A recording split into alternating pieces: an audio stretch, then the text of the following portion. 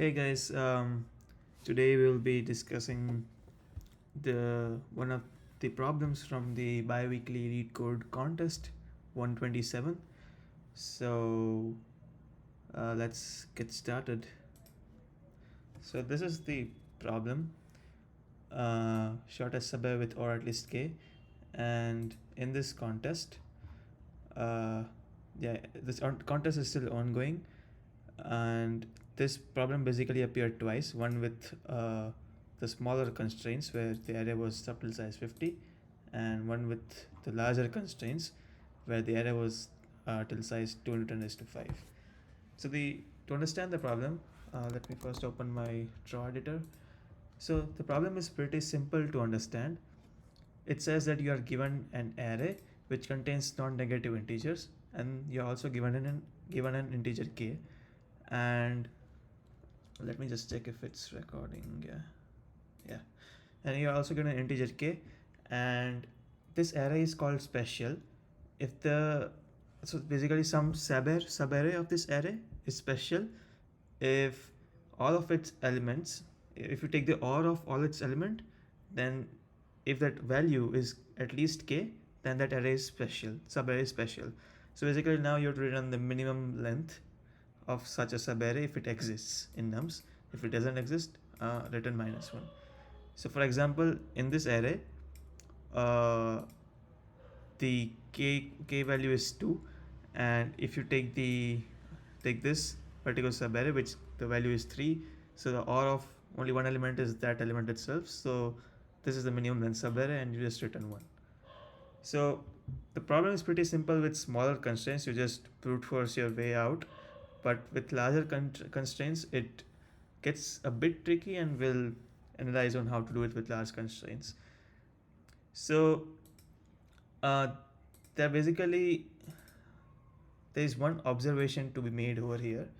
So OR of elements is an increasing function. What I mean by that is, let's say you take OR of, so we have some non-negative integers and you take OR of them. So let's say your integer a, b, and then now you want to calculate a or b, and then you have some integer c. So then a or b or c will always be greater than or equal to a or b. So the basic idea is, if you keep adding elements to this particular OR, to some OR, then it will always stay the same or it will increase. This is because of the very property of the OR operation, where if the bit is 0 and if at least one incoming bit is 1, then that bit will get set to 1. It can never be set to 0 if a bit is 1. So that's why it's kind of the increasing property of OR. So we can utilize this property really nicely over here. So let's say our answer is x. So let's say x is basically the size of the minimum size of the subarray that we are looking for in this question. So if our answer is x, then our answer can definitely also be x plus 1, right? Because of this property. So if there are x elements in your array which are ORed together, and if you add one more element to it, then the answer will answer is x, and the OR of these elements is greater than k. Basically it's greater than or equal to k. And if you add one more element to such arrays, it will still remain greater than or equal to k, owing to this property.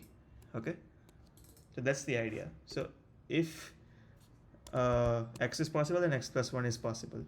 So this hints at a binary search solution. So basically we binary search on the size of the subarray. If it's possible to get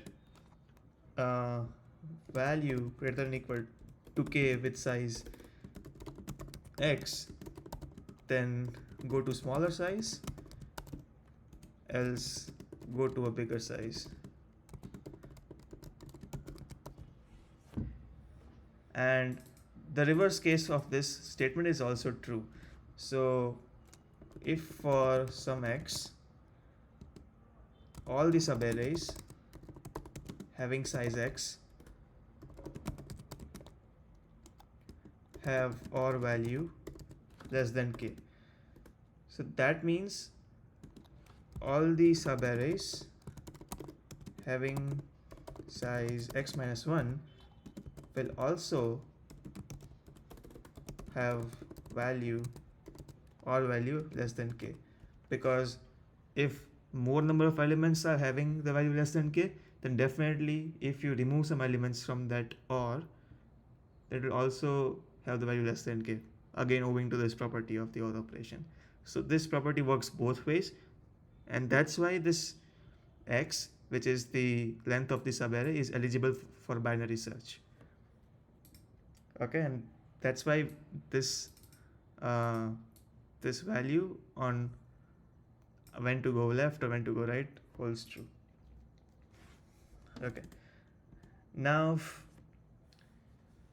after, like, this is just one observation of the problem. The second observation is that now we will do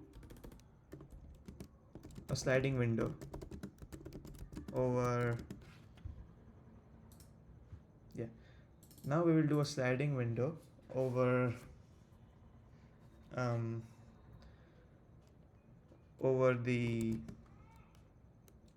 window size from a current binary search iteration. Okay, so let's say your window size currently was mid. We use a mid variable in binary search, right? So what we want to do is calculate OR of all elements from 0 to mid minus 1, then OR of all elements from 1 to mid, then OR of all elements from 2 to mid plus 1, and so on until you get till n, right? I think it's like mid minus n or something like that, until basically your n index becomes n. So if you notice, this is a sliding window. So if we start from this window from 0 to mid minus 1, then jumping over to this window, what we want to do is add a of mid, a is your array, and remove a of 0.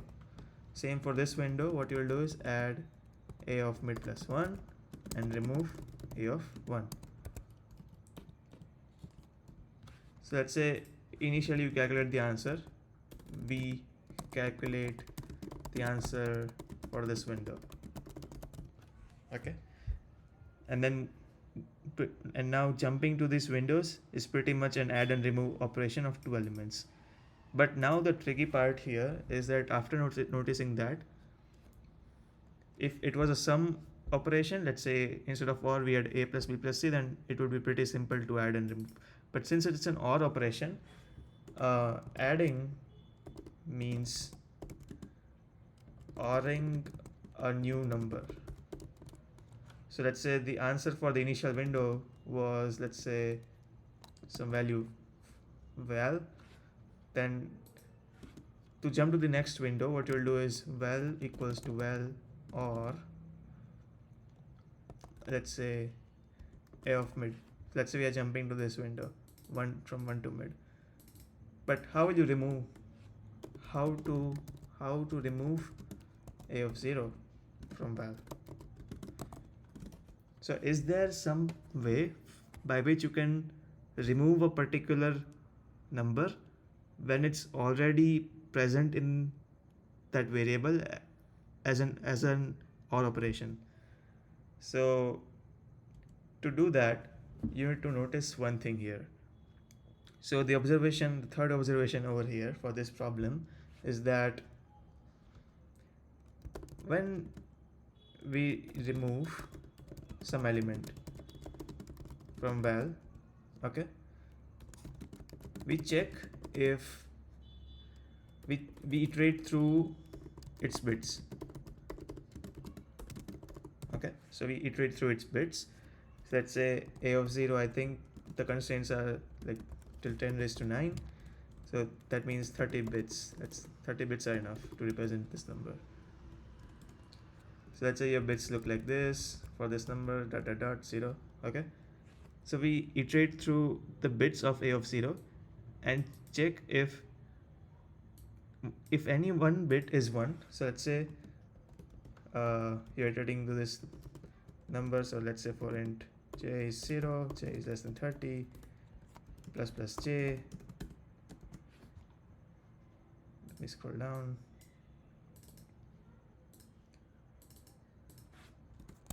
If your a of let's say your current number, which is a of 0 in this case, a of 0, and this value is some truthy value, that means that that bit is set. That means that this jth bit is set in a of 0. So we need to also maintain an additional array of bits saying how many times that jth bit was set. So let's call that array set bit count. Okay, so it will denote a set bit count of j denotes how many times j had a 1 or j had a 1 in its position. Since you are taking an OR of this window, right? That's why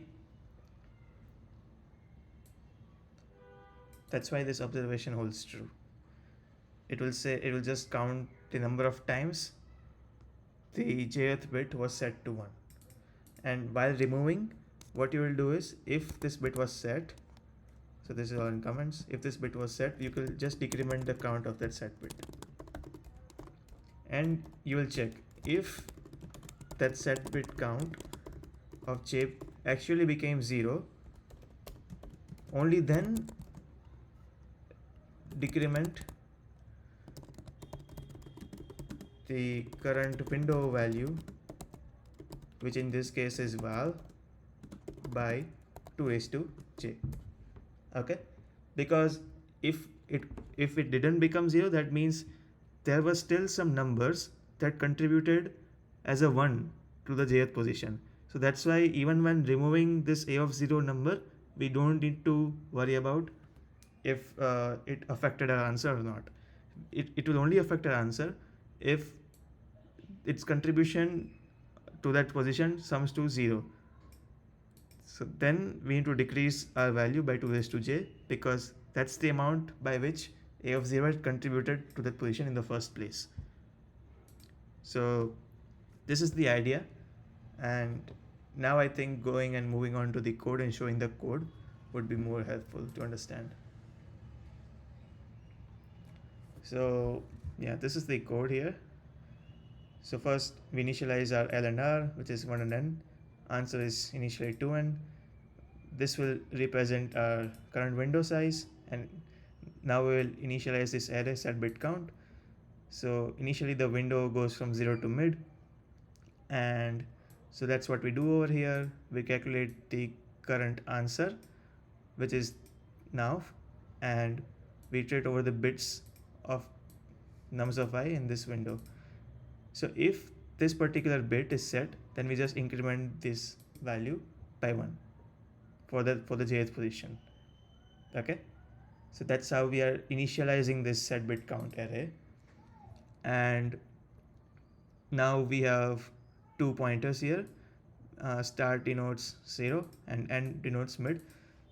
And if that now value is greater than k, then flag is true. So we will use a flag variable to determine if we want to go left or right in the binary search. So now we will run the loop for this end value till end. So basically we are interested in doing this adding and remove operation till we reach the end of the given array. So now we want to remove the start index because the starting index is 0 and we are jumping from 0 to mid minus 1 to 1 to mid. That's why we want to remove the start index. So in order to remove that, we will use the same piece of code which I just demonstrated over here, this one. So nums of start is basically the number that we want to remove. Iterate over all its bit positions, check if it's set. If it's set, then decrement the set bit count of j of that position by 1. And if actually it became 0 due to this decrement, we want to remove its contribution as well, which was 2 raised to j from our current answer, which is now. Okay, and in the process we will also add this number which is present at the end of the window. So we just do this operation for that, and in this process we need to also update our set bit count array. So we again do the same process, and if that position, the position is set, then we increment the this array by 1, set bit count array by 1, because it contributed one time to the particular position.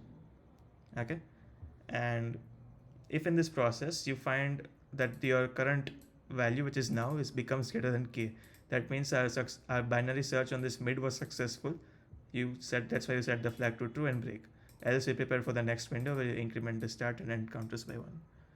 And now if you found a value, then just store it in the answer variable, whatever the size of the window was, and just go to the left side. Basically it says that now we want to find a smaller answer owing to the binary search property that we discussed over here.